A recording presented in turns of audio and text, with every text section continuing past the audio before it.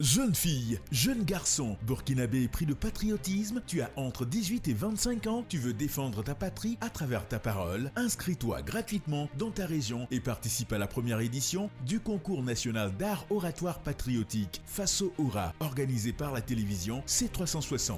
Faso Aura, c'est du 1er août au 28 septembre 2025 avec 13 étapes régionales et les phases finales nationales à Ouagadougou. Tu es candidat Faso Aura, donne de la voix et exprime ton amour pour le Burkina Faso en français et en langue nationale à travers des discours éloquents empreints de civisme et de patriotisme et tente de remporter de nombreux lots. Infoline 61 04 05 05 67 47 25 41. Faso Aura, pour ma patrie, j'élève ma voix.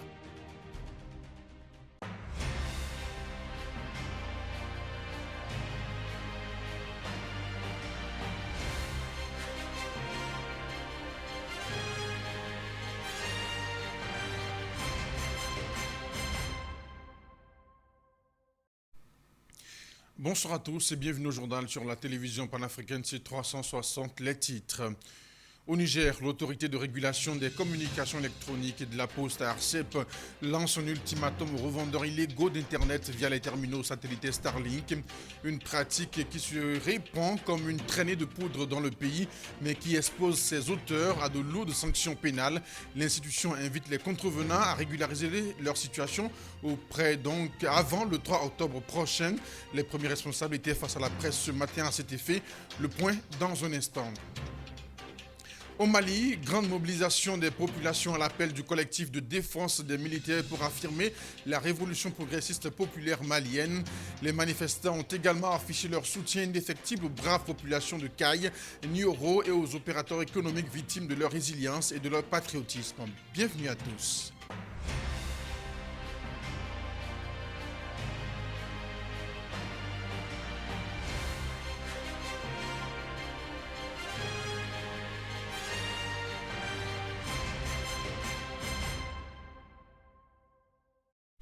Merci de nous suivre. La deuxième vague du camp vacances Faso Mebo a démarré aujourd'hui dans la région du Kadiogoum.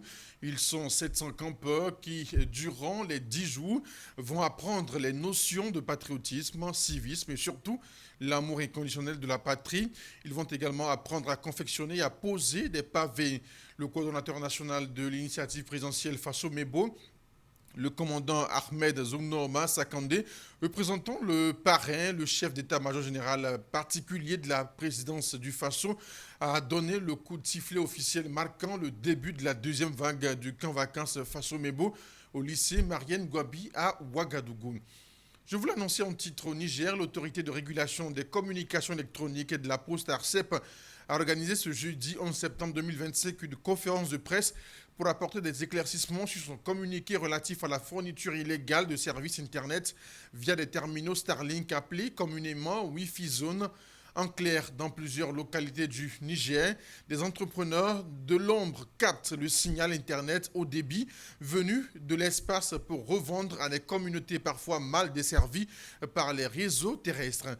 L'ARCEP appelle cependant les contrevenants à se confirmer aux règles en vigueur avant le 3 octobre prochain. Passé ce délai, l'ARCEP procédera à un contrôle conformément à la réglementation en vigueur en vue de la mise en œuvre des sanctions. Le compte rendu à Niamey de notre correspondant Mortala Zoubeiro. Pour favoriser le déploiement des réseaux et services haut débit au Niger, les plus hautes autorités ont décidé d'accorder une licence à l'opérateur satellitaire Starlink. L'objectif est de contribuer à la réduction de la fracture numérique, notamment dans les zones mal desservies. En plus d'opérer en contradiction avec les tests réglementaires, ces Wi-Fi zones sont souvent source d'atteinte à l'ordre public. En attestent plusieurs plaintes reçues par l'État, par l'ARCEP pour cet objet. C'est pourquoi l'ARCEP a jugé utile de publier un communiqué visant à rappeler au public les règles et procédures en vigueur. Aussi, d'ouvrir la porte à la régularisation suivant une démarche pédagogique en vue d'accompagner les intéressés dans leurs formalités.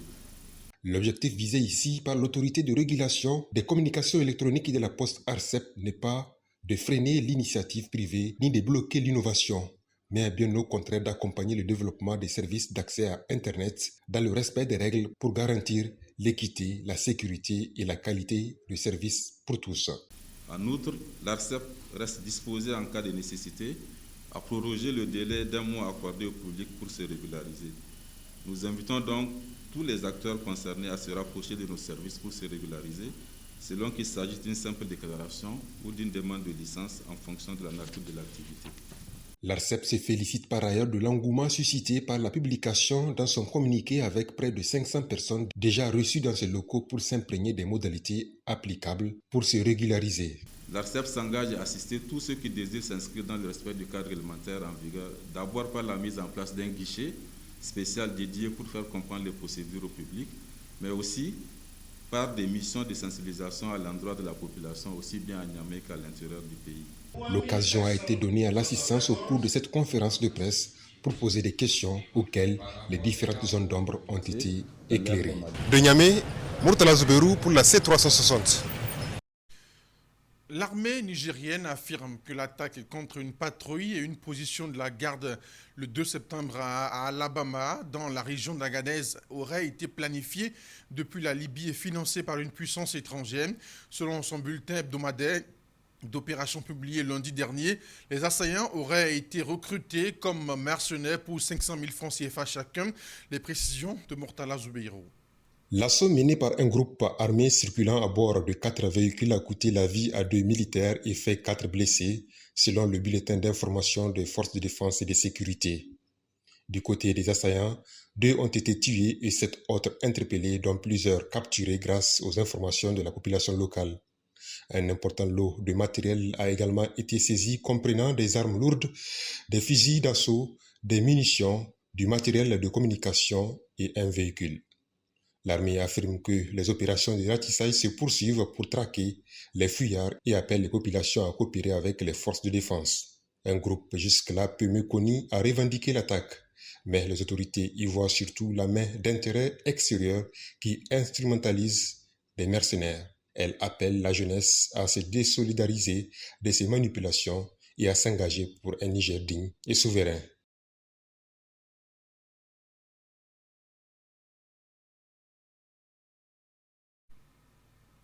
Au Mali, l'état-major général des armées porte à la connaissance de l'opinion que les FAMA continuent à mettre la pression sur les groupes armés terroristes jusque dans leur retranchement.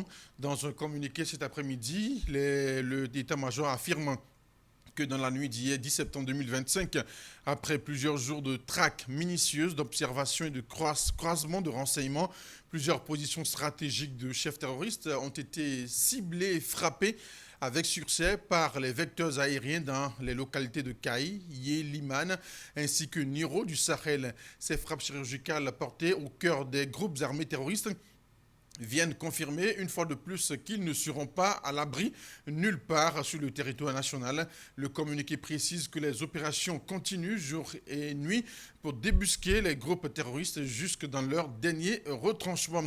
Nous restons au Mali. Les populations civiles soutiennent de leur côté leurs frères dans les localités éprouvées.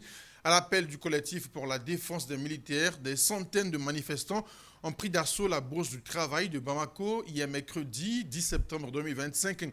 Il s'agit d'une mobilisation patriotique en soutien aux populations et aux opérateurs économiques maliens menacés par les terroristes à travers les réseaux sociaux.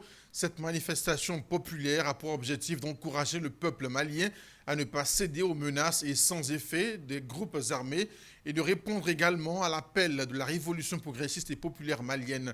La correspondance à Bamako d'Aboubacar Sangari.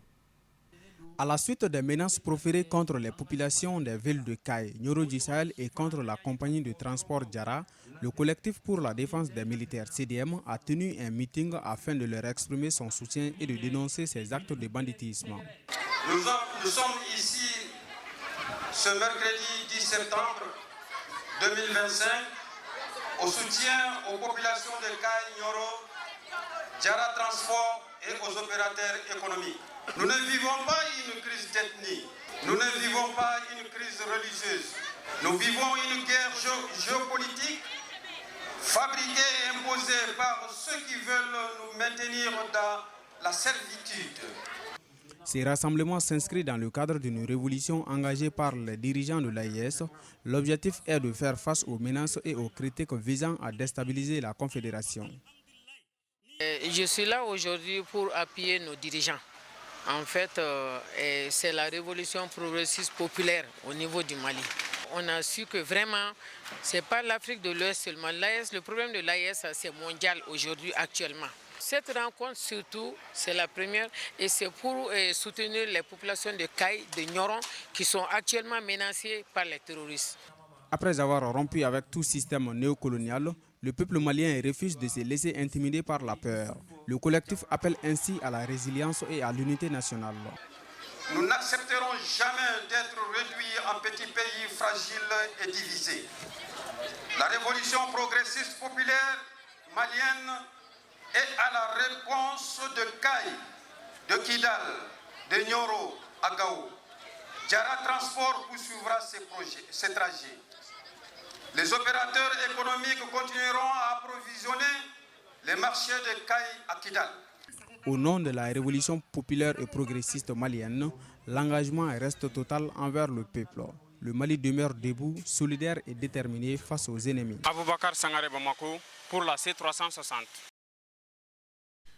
La phase régionale du concours national d'art oratoire Faso Aura se poursuit. Hier 10 septembre, la région de Kadiogo a livré son verdict avec une victoire de Eva Benjamin Kazienga, une étudiante de 21 ans en méthode informatique appliquée à la gestion des entreprises. Sur les 10 candidats en lice, elle s'est imposée avec une note remarquable de 86,33 sur 100. Le reportage est signé Baba Youb Diarra. La patrie ou la mort, ils étaient 10 candidats de la région du Kadiogo, tous animés par le feu du patriotisme qui brûle dans leurs veines. Des visages assaillis par des larmes de mépris. L'amour que nous portons à notre patrie est un amour viscéral, aussi profond et instinctif que celui d'une mère pour son enfant. Des voix emportées par la douleur de force du mal. À vous, peuple de Seitenga, Inata, Arbinda, Solento, Solon, Titao, s'ajoute la disparition de nos soldats. Mais des poings levés pour résister face à l'impérialisme et ses valets locaux. Unis comme un seul homme, derrière le camarade capitaine Ibrahim Traoré, nous avons montré à plusieurs égards que le pays passe avant tout. Ces jeunes, par leur verbe, ont fait trembler toute l'assistance. Eva Benjamin Kazenga s'impose face à ses co-débatteurs grâce à la maîtrise parfaite de la diction, le timing, le choix des mots et les thèmes vocaux. Mais il faut dire que celle qui est la première, elle a mérité. Voilà, elle a mérité avec une très belle prestation, avec un message fort à l'endroit du peuple, à l'endroit de la jeunesse. Le gong a retenti. Unissons-nous donc d'un seul cœur et d'une seule âme. Aimons notre patrie.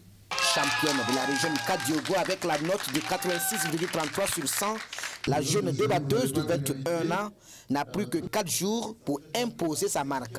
Si j'ai parfaitement maîtrisé mes mots et que j'ai pu faire une bonne prestation, c'est parce que tout ce que j'ai dit, ça venait du plus profond de mon cœur et que je ne suis pas allée ailleurs pour les chercher. Je les ai tout simplement fait sortir du plus profond de moi. Adama Sigiré, vice-président chargé du suivi des questions de développement de la Commission nationale de la Confédération des États du Sahel, dit être séduit par la qualité et le niveau des débatteurs. J'ai senti de l'abnégation, j'ai senti vraiment des jeunes qui sont fondamentalement engagés, qui ont préparé leur travail et franchement j'étais ému par les prestations, parce que c'était des prestations de haute qualité, j'avoue. Et c'est vraiment à féliciter. Et je pense que de telles initiatives, si nous les multiplions avec ces jeunes-là, je pense que la jeunesse que nous voulons construire, nous sommes en train de la construire. Et l'avenir pour moi est vraiment promoteur. Prévu se tenir en fin septembre 2025, le vainqueur de Faso Aura, initiative portée par la télévision panafricaine C360, remportera la somme de 2 millions de francs CFA, une moto et un ordinateur portable. Et c'est tout pour cette session d'information sur la télévision panafricaine C360. Merci de nous avoir suivis. Demain à 8h00, je vous retrouve en compagnie de Asmao Dao pour votre émission matinale Prime Time. Portez-vous bien. Jeune fille, jeune garçon, burkinabé pris de patriotisme, tu as entre 18 et 25 ans, tu veux défendre ta patrie à travers ta parole, inscris-toi gratuitement dans ta région et participe à la première édition du concours national d'art oratoire patriotique Faso Aura, organisé par la télévision C360. Faso Aura, c'est du 1er août au 28 septembre 2025 avec 13 étapes régionales et les phases finales nationales à Ouagadougou. Tu es candidat Faso Aura, donne de la voix et exprime ton amour pour le Burkina Faso en français et en langue nationale à travers des discours éloquents empreints de civisme et de patriotisme et tente de remporter de nombreux lots. Infoline 61 04 05 05 67 47 25 41. Faso Aura, pour ma patrie, j'élève ma voix. C360, la voix d'une Afrique nouvelle et souveraine.